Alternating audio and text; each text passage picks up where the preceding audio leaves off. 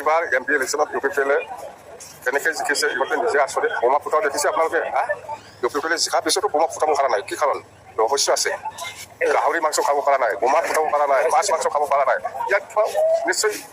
কিবা এটা আছে নহ'লে একজন MP জিকিছে ফুৰ্তি কৰা নাই সেইটো আচৰিত কথা মুঠতে আমিহে জিকিছে আন অফিচিয়েলি আমি বিশেষভাৱে এই MP নিৰ্বাচনত আমি জিকিছোঁ জাতিनि जौगानाय थांनाय थैनायनि बाथ्रा जि बड'लेण्डनि इस्यु एबा बिनि अनगायैबो जोंनि माहारियारि जायफोर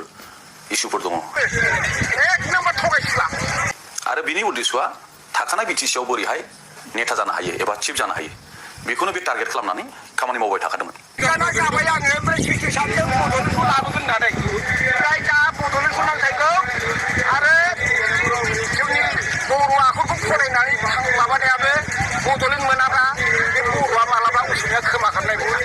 सोरबा नों आंब्ला मालाबाबो बे खोथाखौ एथ' गोरलैयै बे नाखस खालामनो हायामोन बिटिसि जि एकर्ड मानव गेदेर हाग्रामा महिलारि बिथांनि दैदेननाय जि बिटिआर सुक्ति 27 जानुवारि 2020 बियो कुनु खारनाव कम्पेयारेबल एबा तुलना खालामजाया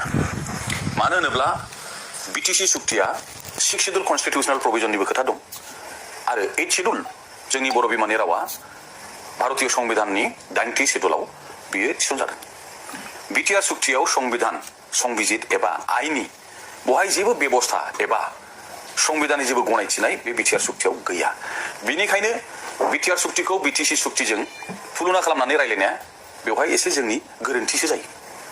रायलायथावानो नङा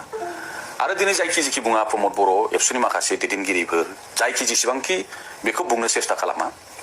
बिटिआर सुक्तिनि माबे दफाया जोंनि एक्जिस्टिं स्टेन्डिं जायफोर इस्युफोर दङ जोंनि राव हारिमु थुनलाइ जौगानायनि एबा रांखान्थि बिथिङाव जोंनि बिभिन्न बिथिङाव जौगानायनि थाखाय खुनु बे सुक्तियाव जेबो बिषय जेबो हाबाफारि थिसननाय जायाखै बर' रावखौ बिटिसि सुक्तिनि गेजेरजों 8 शेड्युल जों मोनबोखादों दिनै आसामनि अफिसियेल लेंगुवेज होनोब्ला जोंहा असमिया रावनि संविधानिक मर्यादाया मा 10 शेड्युल 8 शेड्युल दिनै बे एखे मर्यादाखौ जोंनि बर' बिमानि रावाबो 8 शेड्युल जाबाय होमब्ला बियो दिनै माबेबा साबस्टेन्सियेल बर' जोंनि रायजो राजा थानायावल' एस'सियेट अफिसियेल लेंगुवेज होनायनि थाखाय जे बिटिआर सुक्तियाव लाना फैदों बेयो जोंनि थाखाय दुखु गोनां बे जोंनि रावखौ बियो लाजि फोनांनाय जादों बर' रावखौ डिग्रेड खालामनाय जादों 8 शेड्युल मोनखानाय लेंगुवेजआ मोनसे स्टेटनि एस'सियेट लेंगुवेज जानो हाया बे स्टेटनि बेयो फुल लेंगुवेजसो जानो हायो आरो 1985आवनो जिहेतु जोंनि बर' रावा आसामनि साबस्टेन्सियेल बर' रायजो राजा थानाय जायगायाव बियो मोनसे एस'सियेट अफिसियेल लेंगुवेज महरै मोनखादों गतिके बिनि आपग्रेडेसना बहा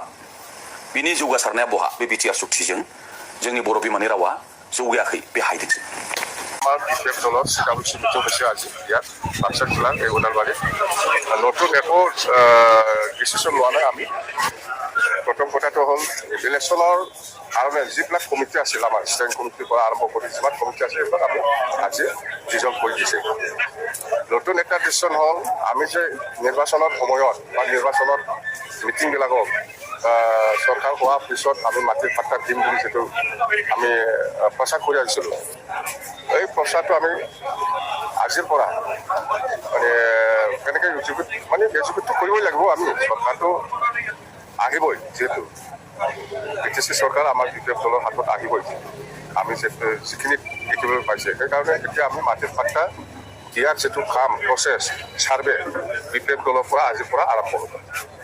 ছাৰ্ভেটো যাতে গভৰ্ণমেণ্ট অহাৰ পিছত সোনকালে আমি দিব পাৰে সেইকাৰণে আমি ছাৰ্ভেটো বিপিএফ দলৰ পৰা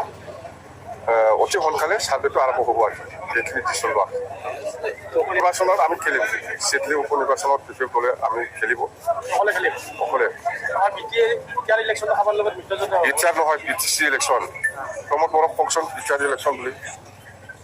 না আমি ল'ব নোৱাৰে সিহঁতে বিটিআৰৰ চুক্তি বনাই পেলাই বিটিচি কৈ পেলাই চেছ বিটিচি নিৰ্বাচনত আমি ভালকৈ জয়ী হ'ব এইবাৰ MP ইলেকশ্যনত UPPL কেনেকৈ জিকিছে ইহঁতে নিজে আচৰিত বোমা ফুটাও দেখিছে আপোনালোকে UPPL জিকাৰ পিছতো বোমা ফুটাব পৰা নাই কি কাৰণ ৰহস্য আছে গাহৰি মাংস খাব পৰা নাই বোমা ফুটাব পৰা নাই মাছ মাংস খাব পৰা নাই ইয়াত নিশ্চয় কিবা এটা আছে নহ'লে একজন MP জিকিছে ফুৰ্তি কৰা নাই সেইটো আচৰিত কথা মুঠতে আমিহে জিকিছে আনঅফিচিয়েলি আমি বিফেবে এই MP নিৰ্বাচনত আমি জিকিছোঁ পুৰা 100%। নাই এনেকুৱা মিত্ৰতাৰ কথা আমি এতিয়া আজিৰ দিনত আলোচনা কৰিব নোৱাৰে সময় আছে